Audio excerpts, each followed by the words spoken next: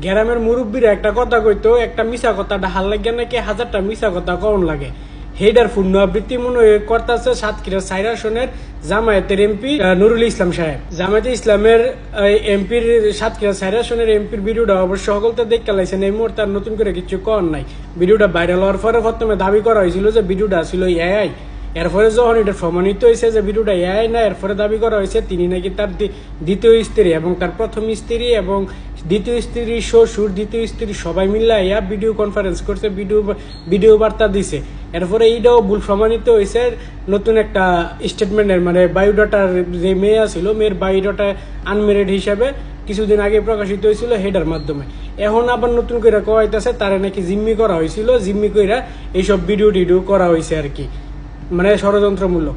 তো এইটাও একটা কথা আছে যে একটা মিশা কথা ঢাল লাগে 1000টা মিশা কথা কোন লাগে, এইটাই সত্যি।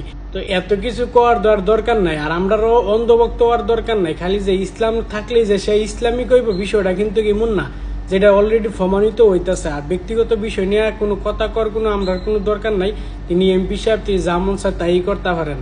এটাই কোনো দলের প্রতি বা ব্যক্তির প্রতি অন্ধভক্ত না হইয়া বিষয়টা জানার চেষ্টা করবেন, বুঝার চেষ্টা করবেন কোনটা ভালো কোনটা বন্ধ। আর সবসময় চেষ্টা করবেন কালারে কালা, সাদারে সাদা, খারাপেরা খারাপ, বালারে বালা করার চেষ্টা করবেন। তাইলে দেখবেন যে কোনো দলই মনে করেন খারাপ কোনো কাজ করতে পারতো না। আর এছাড়া আর বেশি কোনো কিছু করার নাই, যেহেতু জামায়াতে ইসলামের লোক, অবশ্যই তারা এই বিষয়ে কি পদক্ষেপ নিবে তারাই ভালো জানে।